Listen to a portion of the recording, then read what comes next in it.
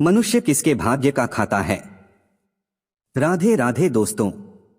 बहुत समय पहले हिमालय की तलहटी में एक छोटा सा राज्य था, अनंतपुर।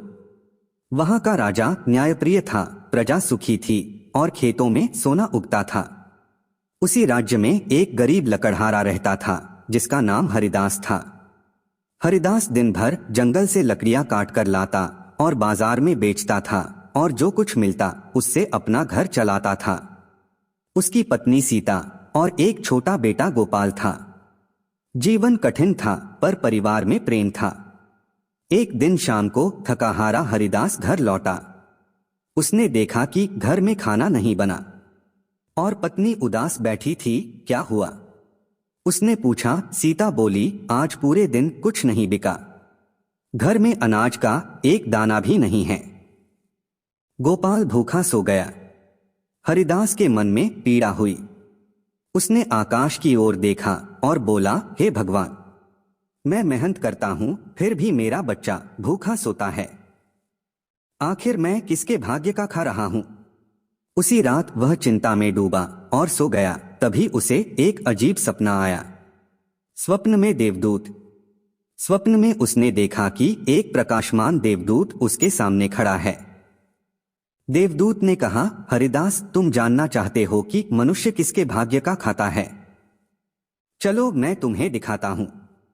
पलक झपकते ही वे दोनों एक विशाल महल में पहुंच गए। महल में राजा भोज कर रहे थे। सोने की थालियां, सैकड़ों व्यंजन, सुगंधित पकवान। हरिदास ने सोचा, राजा तो अपने भाग्य का खा रहा होगा। देवदूत मुस्कुराया। उसने हरिदास को महल के पीछे ले जाकर रसोई दिखाई। वहां एक बूढ़ी दासी चूल्हे के पास बैठी थी। वह प्रेम से भोजन बना रही थी और हर पकवान बनाते समय भगवान का नाम ले रही थी। देवदूत बोला, राजा, आज जो कुछ खा रहा है वह इस दासी के पुण्य और सेवा भाव के कारण है। उसका प्रेम ही भोजन में स्वाद बनकर गया है। हरिदास चौंक गया, तो राजा अपने भाग्य का नहीं खा रहा है? देवदूत बोला, चलो आगे देखते हैं। अब वे एक किसान के घर पहुंचे। किसान साधारण रोटी और नमक खा रहा था, लेकिन उसके चेहरे पर संतोष था। पास में उसकी पत्नी बैठी थी जिसने दिन भर खेत में उसका साथ दिया था। देवदूत बोला, यह किसान अपनी पत्नी के भाग्य का खा रहा है। पत्नी का सहयोग, प्रेम और तपस्या उसके जीवन में अन्न बनकर आया है। अब वे एक झोपड़ी में पहुंचे जहां एक अनाथ बालक सूखी रोटी खा रहा था, पर उसके पास एक कुत्ता बैठा था जिसे वह हर निवाला बांट रहा था। देवदूत बोला, यह बालक अपने पिछले जन्म के दान का फल खा रहा है। उसने भूखों को खिलाया था, इसलिए आज भूखा होते हुए भी उसे भोजन मिल रहा है। अब वे एक धनी व्यापारी के घर पहुंचे। सामने स्वादिष्ट भोजन था, पर व्यापारी बीमार था, कुछ खा नहीं पा रहा था। देवदूत बोला, इसने जीवन भर दूसरों का हक मारा। आज इसके सामने भोजन है, पर यह खा नहीं सकता। यह अपने कर्मों का फल खा रहा है, दुख के रूप में। अंत में देवदूत हरिदास को उसके अपने घर ले आया। सुबह होने वाली थी। सीता पड़ोसन से थोड़ा आटा उधार लाकर रोटी बना रही थी। वह भगवान से प्रार्थना कर रही थी, प्रभु, मेरे पति की मेहनत सफल करना, मेरे बच्चे को भूखा मत रखना। देवदूत बोला, हरिदास, आज जो रोटी तुम खाओगे वह तुम्हारी पत्नी के प्रेम, पड़ोसन की दया और तुम्हारी मेहनत, इन सबके भाग्य का मेल है। हरिदास की आंखें भर आईं। देवदूत ने कहा, सुनो हरिदास, संसार में कोई अकेला अपने भाग्य का नहीं खाता। मनुष्य 5 भाग्यों का अन्न खाता है। पहला, अपने कर्मों का भाग्य, जो बोओगे वही काटोगे। दूसरा, माता पिता का भाग्य, उनके पुण्य संतानों को सुरक्षा देते हैं।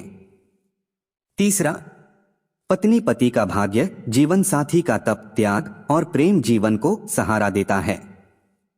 चौथा, समाज का भाग्य, किसान, मजदूर, रसोइया, व्यापारी, सबका योगदान हमारी थाली में आता है। पांचवा, ईश्वर की कृपा, अंतिम अन्नदाता वही है। तुम सोचते हो कि तुम अकेले कमाते हो, पर तुम्हारी थाली में अनगिनत हाथों का योगदान है। अब अचानक से हरिदास की आंख खुली। सुबह की पहली किरण झोपड़ी में आ रही थी। सीता ने मुस्कुराकर रोटी दी। उसने पहली बार रोटी को श्रद्धा से देखा। उसने मन ही मन कहा, यह केवल आटा नहीं, यह प्रेम है, परिश्रम है, दया है और ईश्वर की कृपा है। उस दिन से हरिदास कभी शिकायत नहीं करता। वह हर निवाले से पहले कहता, यह अन्न सबके भाग्य का प्रसाद है। धीरे धीरे उसका जीवन भी बदलने लगा। उसकी मेहनत रंग लाई, बेटा पढ़ लिख गया, घर में सुख आया। पर हरिदास ने विनम्रता नहीं छोड़ी। कथा की सीख, मनुष्य अकेले अपने भाग्य का नहीं खाता। हमारी थाली में कई लोगों का योगदान होता है। जो दूसरों को खिलाता है उसका भाग्य कभी खाली नहीं रहता। परिवार का प्रेम भी भाग्य बनकर जीवन में फल देता है। कर्म, करुणा और कृतज्ञता, यही सच्चा धन है। अगली बार जब आप भोजन करें तो एक क्षण रुककर सोचिए, यह अन्न किसान के पसीने से आया है, माँ के प्रेम से पका, प्रकृति की कृपा से उगा और ईश्वर की इच्छा से आपकी थाली तक पहुंचा। इसलिए कहा गया है, मनुष्य केवल अपने भाग्य का नहीं, संपूर्ण सृष्टि के पुण्यों का अन्न खाता है।